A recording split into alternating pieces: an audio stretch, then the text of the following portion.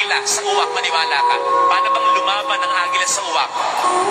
Kasi ang uwak, sasakayan sa agila. Ayan, katulad yan. Pagsakay niya sa agila, tutukain niya ikot ng agila.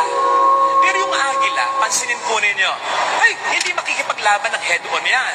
Hindi pipiglas yung agila at haharapin yung uwak. Total, mas malaki naman siya, mas malakas naman siya. Hindi. Ang gagawin ng agila, hindi mababazar yan. Lilipad lang ng lilipad yan. Pagkataas-taas, pagkataas-taas. Kasi habang lumilipad pala ng napakataas ng agila, luminipis naman ang oxygen para sa uwak. Hanggang sa ang uwak ay hindi niya makahinga. Hindi nakakayanin. Lalagpak. Bibitaw na lang siya. Kapatid, ganon ang paglaban sa mga uwak sa buhay natin. Sa mga kuda ng kuda, iyak ng iyak, sa likod natin.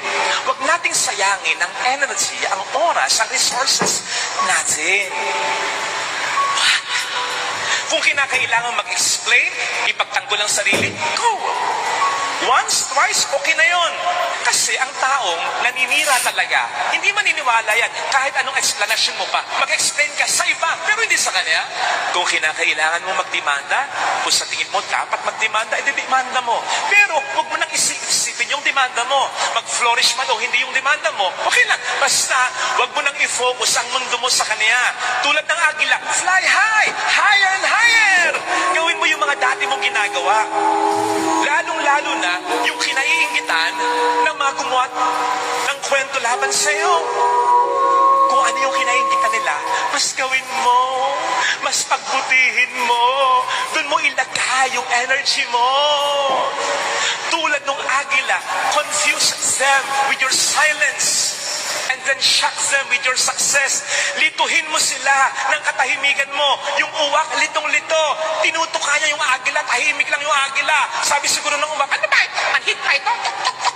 Hanggang sa, hindi nga ka makahinga. Nasurpresa siya. Ang taas-taas na pala ng lipad ng agila. Lituhin mo siya ng katahimikan mo hanggang sa surpresahin mo na siya ng tagumpay mo. Mars, ganyan lang ang gawin mo, promise. Tandaan ninyo na kahit nasa tama tayo, kahit ang kwento ay hindi totoo, masasaktan pa rin tayo.